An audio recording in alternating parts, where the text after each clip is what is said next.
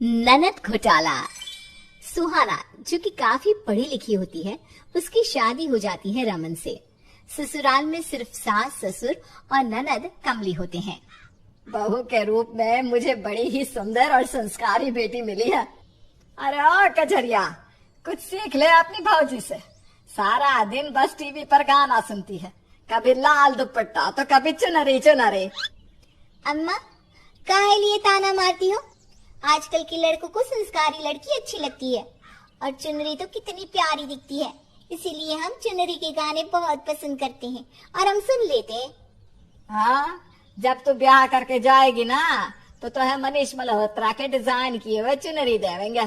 जाके अपनी भाभी के साथ खाना बनाने में मदद कर और कुछ सीख ले अपनी भाऊजी से। अरे मम्मी जी, मैं कर लूंगी। आप क्यों कजरी को परेशान कर रही हो? कजरी, तुम जाके पढ़ाई करो, हम काम कर लेंगे। पढ़ाई वो का होती है भाभी? हमने तो कभी नहीं की। कोनो खेल का नाम है का पढ़ाई? माँ जी, ये क्या है?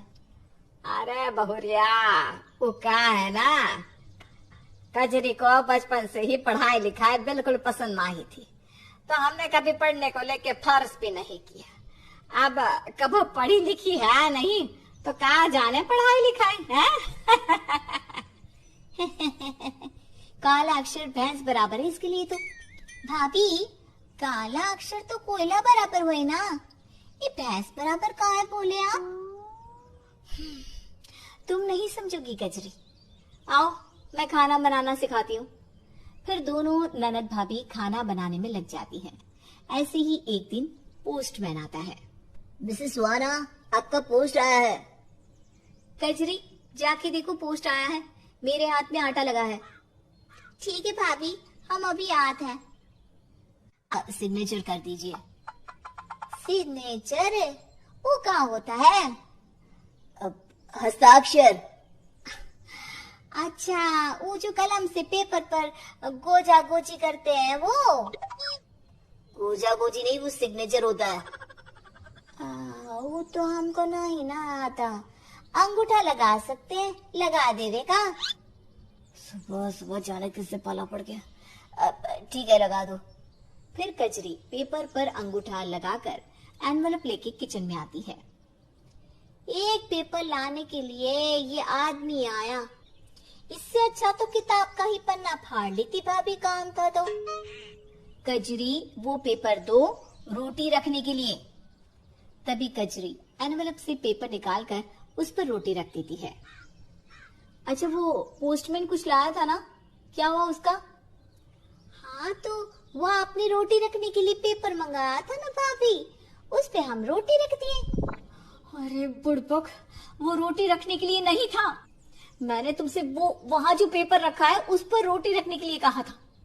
पढ़ी लिखी नहीं हो तो कॉमन सेंस तो होता है ना इंसान में। तीर कमान का बोली आप? दिमाग नहीं है तुम्हारे अंदर। अम्मा, भाभी हमको देखो कैसन कैसन बोल रही है। क्या बहू, तू हमारी बेटी को क्या कह रही है? हाँ, खबरदार अगर इसे कुछ भी कहा तो हम जिंदा है, अभी मरे नहीं है कि तू कुछ भी कह दे हमारी बेटी को। एक तो पढ़ाई लिखाई नहीं कराई, बच्ची बनाकर रख दिया 22 साल की घोड़ी को। अरे खुद ही भोंगेंगे आप, मुझे क्या? अच्छा सुन बहुरिया, कल कजरी को देखने लड़के वाले आ रहे हैं। हमारी बेटी को राजकुमारी की तरह तैयार करना, समझी? तैयार तो मैं कर दूंगी, इसके दिमाग में अक्ल कौन डालेगा कि उन लोगों से कैसे बात करनी है? अरे तू उसकी चिंता ना कर, हमारी बेटी बहुत ही समझदार है। वही जब लड़के वाले आते हैं। तो बेटी, कहाँ तक पढ़ी हो? हम ग्रेजुएशन पास हैं। व्हाट? अब वो 15वीं की पढ़ाई जो ग्रेजुएशन कहता है ना, इट्स ग्रेजुएशन। ग्रेजुएशन तो कुछ नहीं होता। मॉम, आप किस गवार से शादी करने के लिए लाए हो मुझे? इसे ग्रेजुएशन तक नहीं पता, क्या ही पढ़ी लिखी होगी। चलो यहाँ से, मैं इससे शादी नहीं कर सकता। अरे बेटा सुनो तो। लेकिन वो लोग वहां से चले जाते हैं। ऐसे ही कई रिश्ते आए, लेकिन कजरी की बेवकूफी और अनपढ़ होने के कारण कोई भी उससे शादी करने के लिए तैयार नहीं होता, जिस कारण घर में टेंशन का माहौल बन जाता है।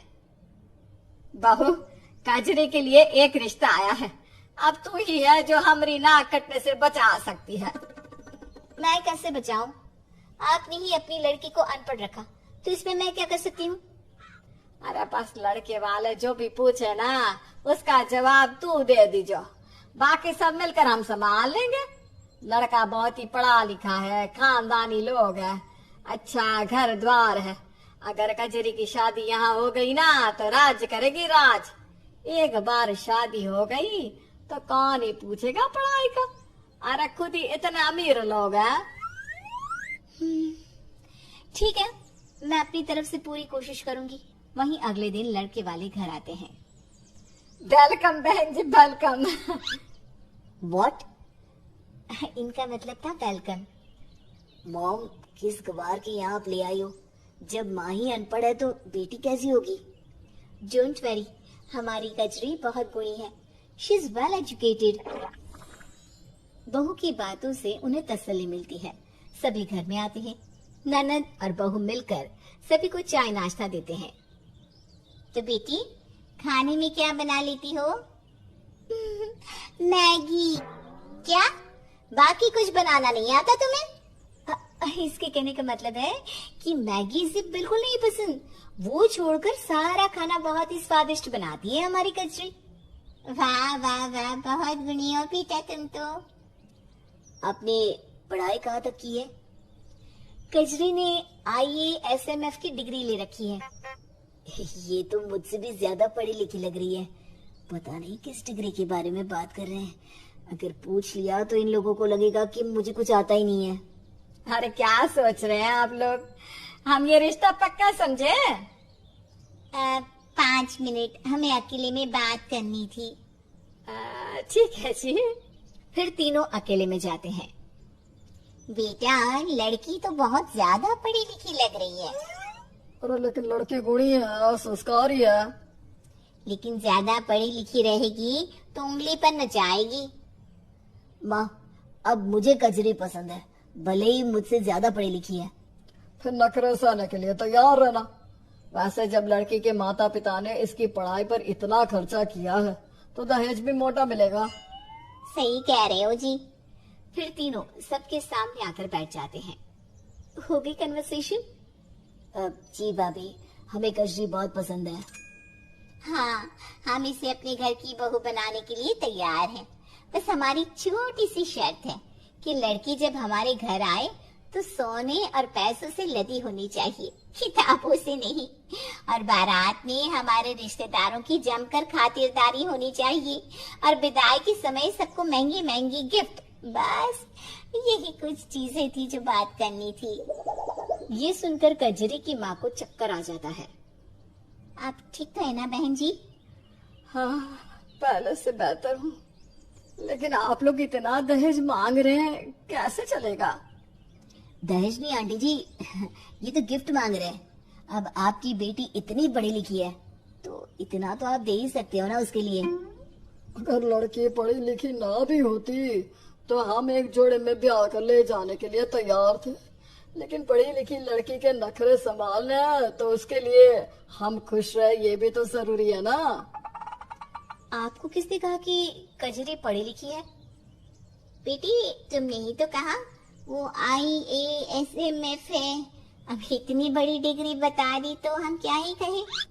हाँ, मुझे तो पता भी नहीं है कि ये क्या होता है। मैं क्या कहूँ अब। तभी सारे घर वाले जोर जोर से हंसने लगते हैं। आप लोग ऐसे हंस क्यों रहे हो? इसलिए क्योंकि मैंने आपको बताया था कि कजरी पढ़ी लिखी नहीं है, फिर भी आप कंफ्यूज हो गई। क्यों झूठ कह रही हो? अभी तो बताया ना कि IASMF ये क्या है। तो फिर सची तो कहा इसने। In all subject matric fail है हमारी बिटिया। ये सुनकर वहां आए सभी लोग हक्के बक्के हो जाते हैं।